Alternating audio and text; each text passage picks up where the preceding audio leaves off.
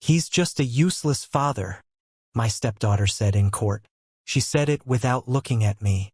Her voice didn't tremble.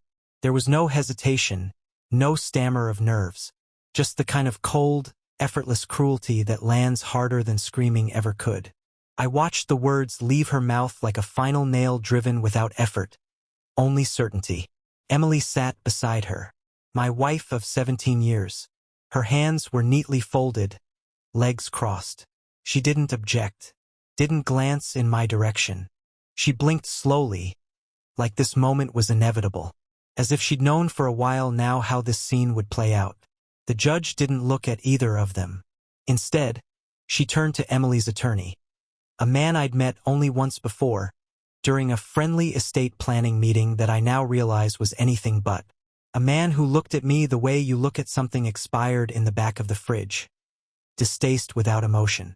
The judge asked, evenly, "Are you sure you actually understand who Mr.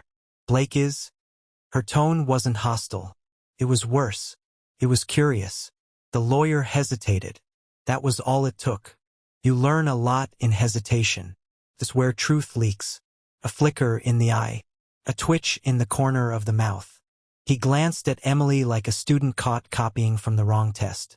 And right there, in that half-second of silence, everything shifted. I should start from the beginning. My name is Mark Blake. I'm 53 years old. I've worked the same job for nearly 3 decades. Corporate audits, forensic accounting, financial fraud detection. The kind of work people call boring until they desperately need it. I'm not flashy.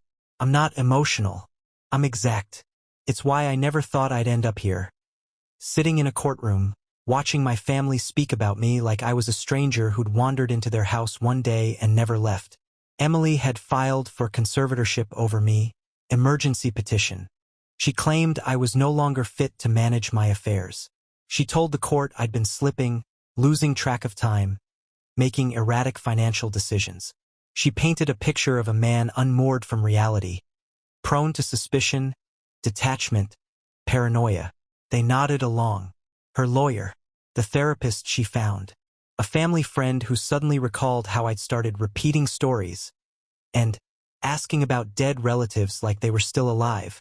It was all very compelling, very neat, until it wasn't. You see, I didn't argue. Not publicly. Not then. Because Emily was too smart for a direct confrontation. She'd turned the tide in whispers, laid the groundwork in private, behind my back under the surface. I couldn't out-talk her, but I could out-track her. While she built her story, I studied hers. She had underestimated me. She thought I'd be too shocked to move, too wounded to question. But I did what I've always done. I watched. I listened. I wrote down everything. Started small. A flagged transaction in one of our joint accounts. A $9,900 wire, just under the federal reporting threshold sent to a trust I'd never heard of, with an out-of-state routing number. That same weekend, Emily had visited my mother. My mother, who had lived in a care facility since her stroke. My mother, who Emily volunteered to see because, she said, it was easier if one of us stayed consistent. Emily always made herself sound noble. I traced the wire. Then another. $9,700. Same destination. Then another, this one broken into 2 consecutive payments. And all within 48 hours of Emily visiting the care home alone. At first, I told myself there had to be an explanation. A mistake. Something missed in my review. But there wasn't. The accounts were real. The trust was real. The withdrawals were real. I pulled records. She never noticed. She assumed I was spiraling.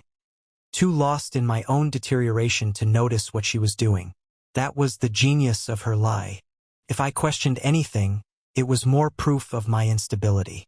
If I stayed silent, she had the stage to herself. So I stayed silent and I gathered. And it hurt, every second of it.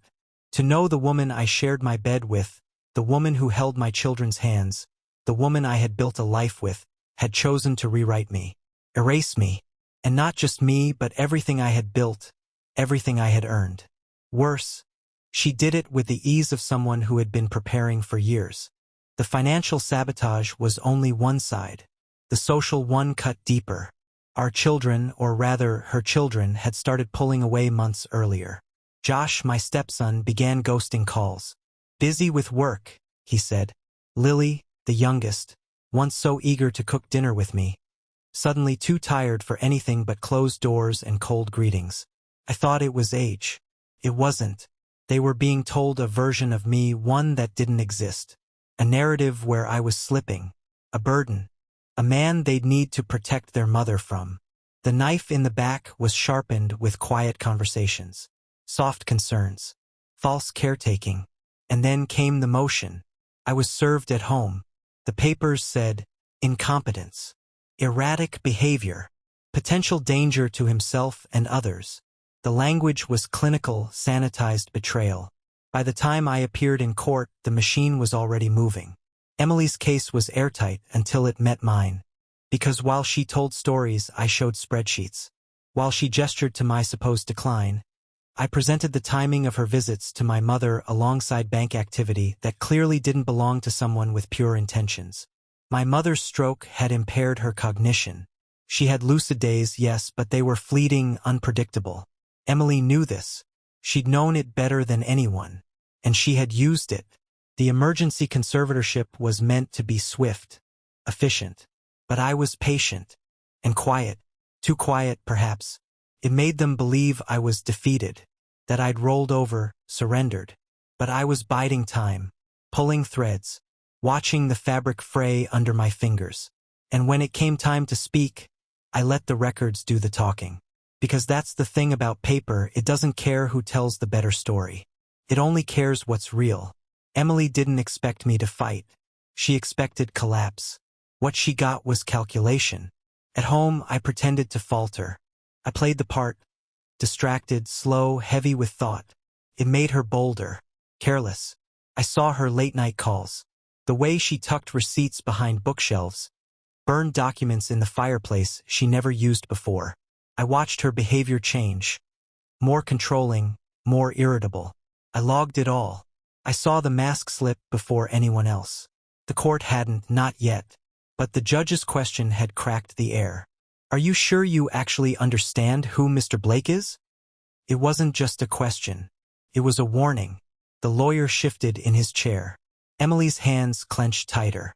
Her mouth tensed, as though holding back a snarl. My stepdaughter, the one who'd called me useless, looked away. They had believed their version of me would be enough to erase the real one. They were wrong, because now the records were speaking, and I was done being silent. After the hearing adjourned that afternoon, I drove north. Not home, not yet. Home didn't feel like mine anymore. It had become a place of muffled conversations and strategically drawn blinds. My wife lived there, yes, but so did a stranger, a version of her I no longer recognized. I had slept beside her for 17 years, and yet somehow, she'd grown teeth in her sleep. Instead, I went to my mother's house. It sat at the edge of a cul-de-sac where nothing ever changed. Same mailboxes, same cracks in the pavement, same neighbors who nodded politely and kept their distance. The house itself was modest. Brick, crooked porch light. Her hydrangeas had withered since she was moved to the care facility, but the skeletons of their bloom still clung to the stalks like they were waiting for her to come home. She never would. I unlocked the front door, the same key I'd had since I was 16, and stepped into silence. Dust danced in the late afternoon light. The air smelled like unopened boxes and something faintly sweet, like old perfume long since dried into the fabric of the curtains. This house had always been hers, and by extension, it had always felt like part of me. But now it was something else, evidence. Emily had visited this place regularly after the stroke. She'd offered, insisted on handling errands, collecting mail, checking in on upkeep. No reason for you to stress, she told me. You've got enough on your plate. I believed her. I let her move in the shadows, because that's what trust does. It hands over the flashlight and walks away. That was my mistake. Now I was here to dig through the dark. I started with her filing cabinet. Metal, tan, the same one she'd had since the late 90s. She kept it in the study, beneath a dusty oil painting of a lake we never visited. The drawers groaned when I opened them. Tax returns. insurance policies, correspondence from banks, social security statements. Her handwriting was everywhere, crisp, controlled, delicate as lace. But none of it told me what I needed to know. Then I found it. A locked drawer, bottom left. Not unusual, but when I looked closer, I noticed something off. Faint scratches near the keyhole. A jagged indentation like someone had forced it open once before. I used a flathead screwdriver, slid it in, twisted slowly. The lock gave. Inside, folders, neatly labeled. Some medical records, some bills. And then, tucked between medical 2020 and utilities, a thin, leather-bound notebook. Soft brown leather. The kind she'd always used. My throat tightened. Her journal. I hadn't seen it in years. She'd always been private about it, never secretive, just reserved. Some things are meant for paper, not people, she used to say. I never pushed. I opened it. The entries were short, bulleted sometimes, just fragments of days, feelings, appointments. The script was shaky in places, post-stroke. But one line hit me like a slap. Emily brought papers today. Said they were for the bank. I signed. I shouldn't have. My stomach dropped. My fingers tightened around the edges of the book. I read it again, slower this time, then turned the page. Mark didn't come today. Emily said not to bother him. She said he was overwhelmed. Another page. More forms. Too many signatures. My head hurts. She said it was just to make things easier. I feel tired. Then, later, an entry scrawled with more force, as if written on a surge of clarity. If you're reading this, something has gone wrong. I trusted you to see what I couldn't. I sat there for a long time. No sound in the house. Just me, her words, and the realization that my mother had known. Somehow. Even in her haze. Even through the medication and the fog of age. Some part of her had registered that something was wrong. She'd written it down, hoping I'd find it if she couldn't tell me herself. I didn't cry. Couldn't. There wasn't room for grief in that moment. Only fury, compressed and cold, forming into something sharper than tears. I didn't take the journal. I photographed every page. I left the originals untouched. Evidence belongs where it was born. From there, I pulled the folders apart. In one marked, trust agreements, I found a copy of the power of attorney, the one Emily had convinced my mother to sign just 2 weeks after her stroke. 2 weeks. At a time when she couldn't remember how to operate a microwave, she was apparently competent enough to hand over control of her estate. The signature was hers, but shaky, off-center. No witness signature. No attending notary seal. Illegal? Maybe not. Immoral? Undeniably. I scanned that too. Added it to the file. Next, I checked timestamps. The journal entries matched the dates of Emily's visits to the care home. I still had those logged from my calendar. Every time I tried to schedule a visit, she said, "Oh, I already stopped by yesterday." She was sleeping. She was always sleeping. Except apparently she wasn't. She was signing. By the time I left the house, the sun had dropped behind the trees. I stood in the kitchen for a moment before I went, staring at the spot where my mother used to balance her checkbook every Sunday. A stack of toast crumbs always next to her. She believed in tracking every penny, said it told the story others tried to hide. She was right. I drove straight to Jane Roberts' office, my attorney. She was waiting. I handed her the journal photos and the scans of the documents. She said nothing for a long time, just scrolled, zoomed, annotated. Her fingers moved across her tablet like a pianist on the edge of a concerto. "We have a case," she said finally. Not triumphant, not excited, just certain. She made copies, sent formal notices to Emily's counsel requesting a stay on the conservatorship petition due to new financial evidence. Filed a motion to admit documentation that challenged the authenticity and timing of the power of attorney. "Don't we want a file to overturn it now?" I asked. She shook her head. "No, we want to wait. Let her double down. Let her make it worse." I nodded. In court, Jane presented nothing dramatic. No speeches. No emotion. Just numbers, names, dates. She showed transfers that aligned perfectly with Emily's solo visits. She showed the disbursements to a trust Emily conveniently forgot to disclose. She showed bank notices forwarded to Emily's email, the same email that appeared on the trust's beneficiary record. She showed how those amounts were split across different days to avoid banking thresholds. She showed medical records attesting to my mother's cognitive impairment during the weeks Emily collected signatures. Every piece of it was silent thunder. The judge listened without comment. Her pen moved. Her eyes flicked from one exhibit to the next. Occasionally, she looked at Emily's lawyer. Never at Emily. When Jane finished, the room was quiet. You could hear the ceiling fan. Then the judge turned. She looked at Emily's lawyer with that same curious gaze she had worn earlier. Did you know Mr. Blake is a specialist in corporate audits and fraud detection? The man shifted in his seat. No answer. Emily's eyes narrowed. Her lips parted. And for the first time, she spoke without confidence. He hides behind spreadsheets, she snapped. That doesn't make him competent. The judge didn't blink. Sit down, she said. Just that. No anger. No volume. Just authority. Emily obeyed. And with that, the story she had written for the court, for the children, for our friends, for the world, began to collapse under the weight of her own fiction.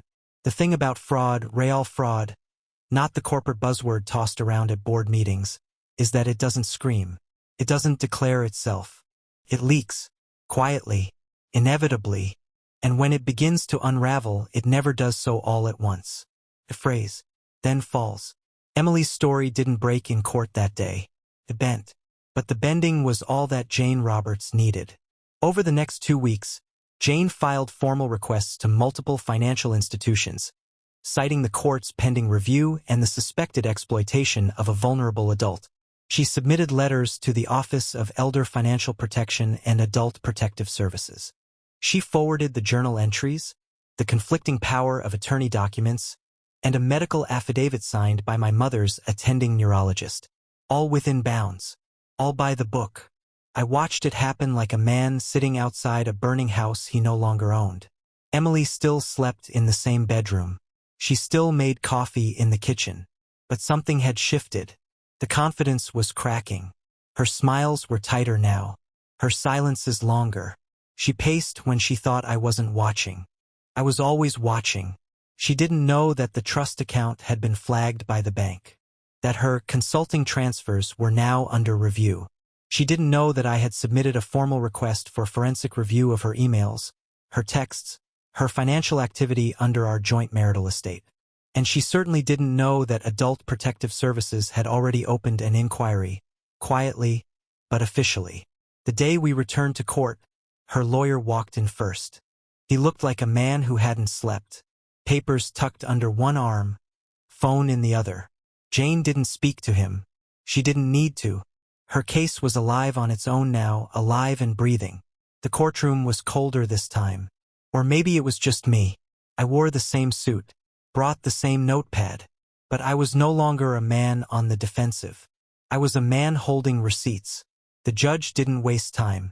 She began by referencing the irregularities Jane had submitted in her supplemental filing.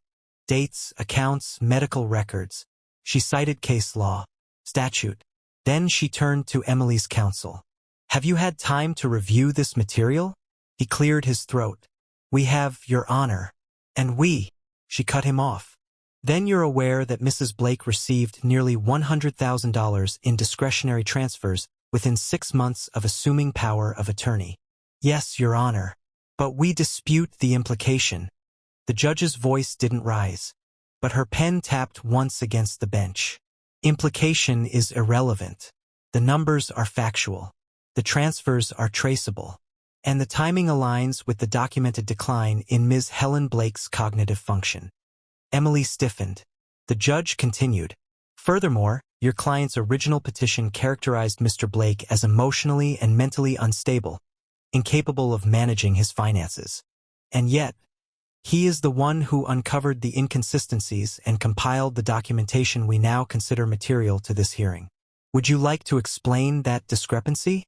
He hesitated. Emily's fingers dug into the edge of the table. "Your Honor," she said suddenly. "Mark is obsessive. He's always tracked everything. That doesn't mean he's stable." The judge didn't look at her. She turned instead to Jane. "Please proceed." Jane rose. Her voice was even.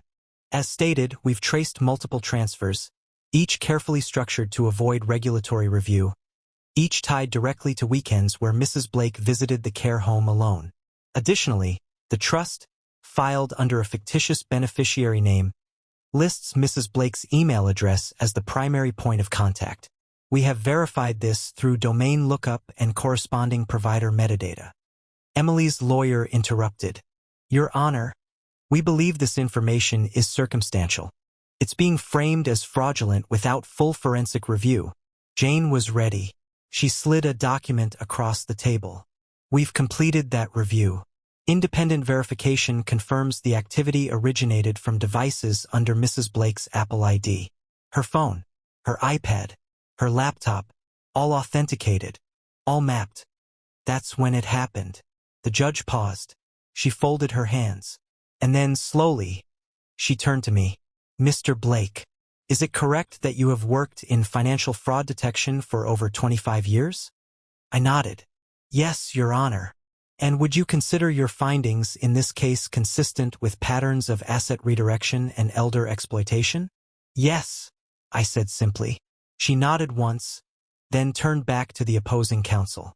"Based on the documentation provided and the timeline established, I find that the original petition for conservatorship lacks merit, and that the petitioner has acted in a manner inconsistent with fiduciary integrity. The petition is denied with prejudice." With prejudice. That phrase landed harder than anything else. It meant Emily couldn't refile, couldn't repackage her accusations under new language. Her story had reached its ceiling and collapsed. Then came the second blow. The judge continued. "Additionally, I am referring this case to the District Attorney's Office for further review under State Statute 825. 103, Financial Exploitation of a Vulnerable Adult." Emily went still. No outburst, no protest, just the slow, creeping awareness of what that meant. It wasn't an arrest. Not yet. Not publicly. But it was the beginning. The courtroom emptied slowly. Emily stayed seated longer than the rest. Her lawyer whispered something urgent, maybe soothing. She didn't respond. I passed her on the way out. She didn't look at me. Outside, the wind had picked up. I felt the cold bite of winter creeping in, even though the trees still held onto their colors. Jane walked beside me, flipping through documents. "You know she'll try to spin this," she said. "Say it was stress. Say it was grief. She'll say it was me," I said. Jane didn't disagree. Within weeks, the DA's office followed through. They didn't make a spectacle. No police at the door. No mugshots. Just a summons. Emily was charged with financial exploitation. 3 counts. 1 for each transfer traced to an incapacitated signature. The plea deal came 3 months later. 3 years probation, full restitution with interest, and a lifetime ban from holding any fiduciary authority over another adult. No jail time, but she wasn't walking away clean. She tried to spin it, of course. To Josh. To Lily. She said it was an accounting mistake. Miscommunication. She even tried blaming it on the care home staff. But the numbers didn't lie. The dates didn't lie. The journal didn't lie. And quietly, methodically, everything she'd built on that lie began to erode. The house she'd secretly purchased under the trust was sold. Proceeds used for restitution. The second vehicle? Gone. Leased under the trust, too.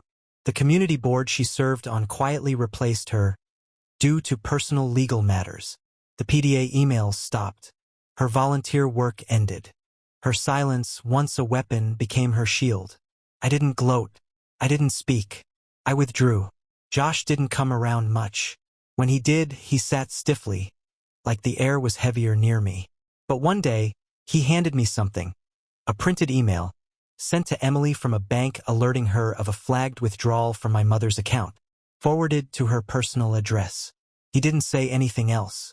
He didn't have to. That night, I sat alone in the living room. My house, still filled with furniture we'd picked out together. Still heavy with the scent of lavender she always sprayed on the curtains. Felt like a museum, a monument to a life I'd paid for and lost anyway. But I wasn't broken. I was free, not happy, not healed, but no longer living inside someone else's fiction. The justice had been quiet, but it had spoken. And Emily? She now lived in a smaller apartment, paid for by a salary she had to earn without leverage, without deception, without the benefit of my income.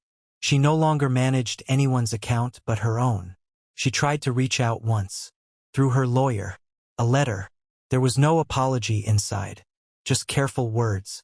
Phrases like, "I never intended harm," and "perhaps we can revisit communication someday." I shredded it, because intent means nothing when the knife is already in your back. After the plea deal, there were no more headlines, no interviews, no catharsis, just a name in a docket. A woman stripped of titles she once wore like armor, fiduciary, organizer, volunteer. Now a cautionary line in someone else's seminar about estate fraud. Emily faded. That's what happens when the lie dies before the person does. She moved out in late spring. Quietly. No truck. No scene.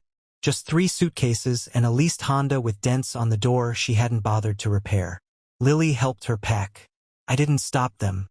I watched from the living room window as they loaded the last of her things. Clothes, a cracked photo frame, a lamp she insisted was hers. She didn't say goodbye, just a glance. Cold, flat, like the shadow of a woman I'd once memorized. The house grew quieter after that, but not peaceful, just still, like after a storm, when the power's gone out and you're waiting for the hum of something to return. I went back to work. My firm had held my position with oversight. Jane had warned me that even if I was innocent, the stain of being accused would linger. So I accepted the conditions. Quarterly reviews, temporary restrictions on high-risk clients. It was humiliating at first, but then something strange happened. I began to like the slowness, the scrutiny, the deliberate process of rebuilding trust, not with others but with myself. Every spreadsheet I reviewed, every ledger I signed off on, was a way of reasserting who I was. A man who watched, who saw, who did not flinch. Josh came by sometimes. Not often. His visits were awkward, fumbled things. He never mentioned the trial, the court, the journal. But one day, as he stood in the doorway of my office, he handed me a printed email without a word. A notice, months old, originally sent to my mother's bank account, forwarded to Emily's personal inbox. He looked at me like he expected anger or blame. All I said was, "I already have it on file." He nodded, left. That was the closest he ever came to an apology. And maybe that was enough. Lily took longer. She was younger, only 16 when Emily filed the petition. Still a child then, at least in the way she saw the world. In the way she saw me. To her, I'd always been Mark, not Dad. Not even stepdad. Just Mark, the man who paid for lessons and drove her to dance recitals. I never asked her to love me, but I had hoped she would at least see me. After the fallout, she kept her distance. Until one afternoon, nearly 6 months after Emily's sentencing, I came home to find her sitting on the front steps. Hoodie, headphones, knees pulled up to her chest. She didn't speak right away, just stared at the sidewalk like it might give her an answer. Then, quietly, "Mom's different now." I said nothing. She looked up at me. "Do you think people ever change back?" I sat beside her. The porch creaked. The sun had just begun to dip behind the trees. "No," I said, "but they learn what they can't undo." She nodded. That was all. We didn't talk after that, but she began visiting more often. Sometimes with homework. Sometimes just to sit in the old sunroom and listen to records. She brought up therapy once. Said her counselor thought it might help if I joined a session. I went. Not for reconciliation. Not for healing. But for her. To answer what questions she couldn't ask when the court was burning and her mother was the match. In one session, she asked, "Why didn't you ever yell? Why didn't you fight back harder?" I stared at her for a long moment.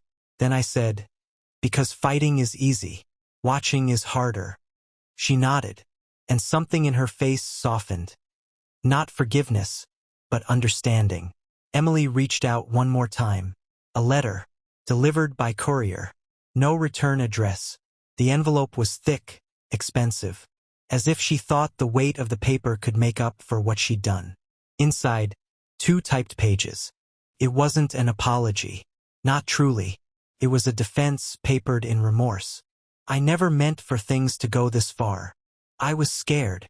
I thought I was protecting the family. Each line a distortion, a half-measured attempt to rename the wreckage. I read it once, then again. Then I slid it into my filing cabinet, under a folder labeled Incident 2025. I never replied, because you don't answer the echo of a fire you've already walked through.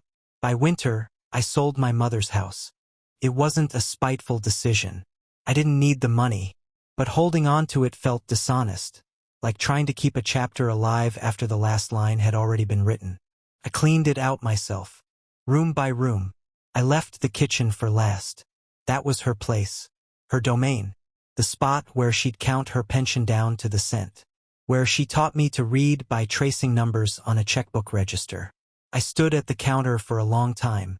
Then I placed her journal, the original, back where I'd found it, on the windowsill above the sink. "I didn't look away," I whispered. I locked the door behind me. The day the new buyers moved in, I didn't linger. I handed them the keys, nodded politely, drove away. I didn't look back, because the truth doesn't live in walls or furniture or names on a deed. It lives in what we carry after. And I carried a silence that didn't ache anymore. A silence that wasn't grief, but clarity. Emily never apologized to my mother, never even mentioned her again. But in a way, the restitution said everything she never could. Every dollar returned was an admission her words refused to speak. And me? I learned to live smaller, not lesser, smaller. Fewer assumptions, fewer blind spots. I tracked my emotions the way I used to track expense accounts, with precision, with accountability. I allowed myself to trust, but never without margin, never without backup. I never remarried. People asked why. They meant well. They said things like, "You'll find someone better," or "Don't let her ruin the idea of love." But it wasn't about ruin.